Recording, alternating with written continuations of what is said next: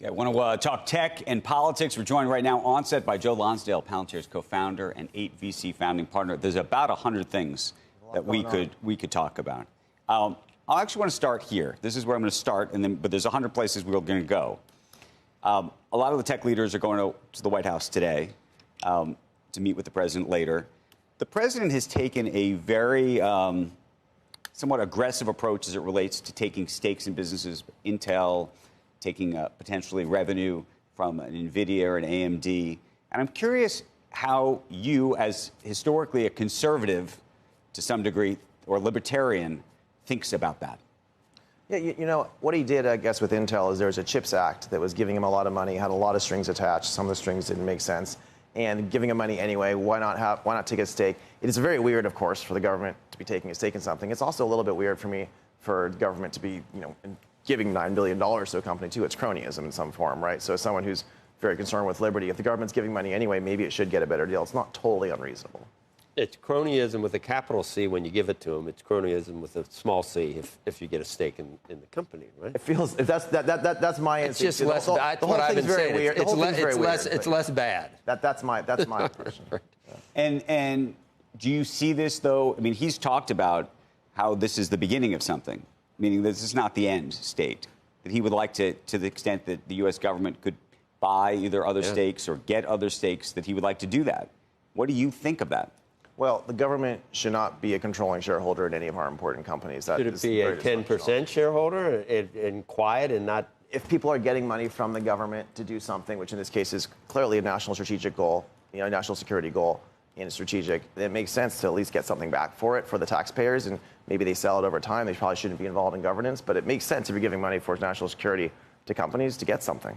But isn't that what the taxpayer is supposed to be getting back, the national security piece? Isn't that technically, in a sort of a free market world, to the extent that there is a subsidy or that there's some effort being made by the government, the return is supposed to be either more resilient supply chains, better national security, but those aren't necessarily stakes in the businesses, because at least the way I think about it is once you have a stake in the business, all of a sudden you actually have a real interest in whatever happens to them in the future. So, for example, if there were two companies that were going to merge, that historically maybe regulators would say, we don't want these companies merging for the purpose of the consumer.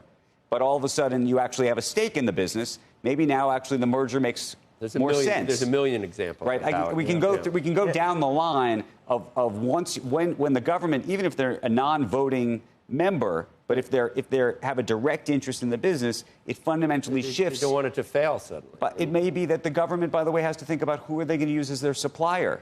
Are you going to use the company that has the best product at the best price, or are you going to use the company that actually you have a stake in?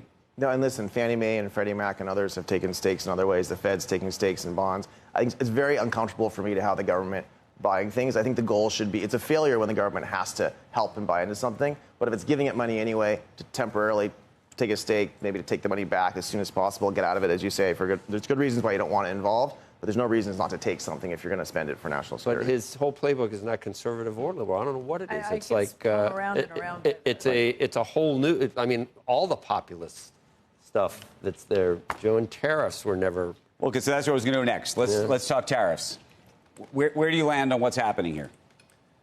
After World War II, America was completely dominant, and we let a lot of countries around the world get away with a lot of nonsense, right? There have been a lot of rules. There still are a lot of rules. If I want to go and do business in Japan, if I want to go and do business in certain European countries, there's things that block me for certain industries. And because of that, it's been very unfair. We kind of allowed that. They needed the help as they were growing back again from nothing. At this point, it's unfair for them to be screwing over America. He's right to use something to try to renegotiate that and to get rid of their trade barriers. But what do you think about, for example, India? When you put the tariff rate at 50% in India, is that good? In terms of now you see the president or the prime minister of India hanging out with Putin and the Chinese. Maybe he was already doing that. You had all the evil villains together last week there. I don't think Modi's an evil villain necessarily, but you had a lot of bad guys in China there and Putin and everyone. Listen, he's using it as a negotiation tactic to try to set things to be more fair. India has very, very unfair rules against U.S. trade. The right way to negotiate that is something that the president gets to do it. Right. You have to let's see if he succeeds in doing it or not. And right now it hasn't worked so far, but maybe he has something to figure out. And we can try and set the example for the rest of the world in terms of free and fair trade.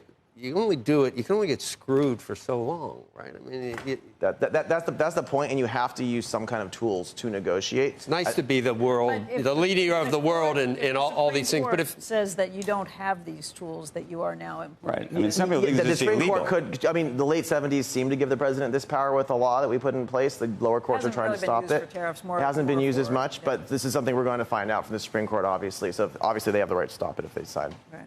What do you make of the? I mean, we were talking with Heyman Capital earlier about this, but China and the idea of selling. Do you believe that NVIDIA should be selling these chips to China or not? I'm very uncomfortable with the idea of giving China access to our best chips. I obviously do a lot in defense, and Right. they're clearly an adversary that's using these things to develop stuff that we're going to have to potentially fight. So I hate that. There could be some theory that we don't want them to develop their own chip industry. We want to block it somehow. So there could be like higher level systemic. Well, yeah, do you things we're believe doing the here. sort of platform idea that if we can be the global platform and NVIDIA is the global platform effectively, that then you push out Huawei as a platform? It does seem very important to try to compete against their platform all around the world and to try to undermine them as best we can. So what's the right answer to that? I don't have the data on that. That's hopefully what we're doing. You support the administration, you support Trump. You support 70% of what's going on? Is it to 51%? That's not, that's not how it works, Joe. I know, but you know what I'm saying. That you gotta look the other way on certain things. I have a lot doesn't of mean friends you don't. in this administration doing amazing work, and I admire. And this is a bold administration.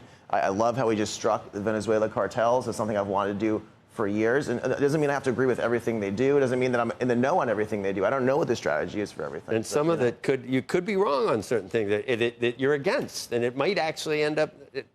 Everybody could be wrong. That's a free about country, it. we have different views and we disagree on things. Joe, right before you sat down, we were reading some headlines. Elon Musk's not attending this AI meeting at the White House tonight. Do you know why? I haven't asked him in particular, but I know he's extremely busy trying to build his businesses and hire talent. It's an insane war for talent right now in Silicon Valley. I know he's spending a lot of time on it. Because we weren't sure if he was invited or not invited. They didn't tell me if he was invited or not. I do know he's doing amazing work right now out in Palo Alto trying to build his companies, and it's a very intense time to build things. We're going to run out of time. Not Musk. I was going to say Meta versus OpenAI and this talent. You talked about talent war and the amount of money being spent.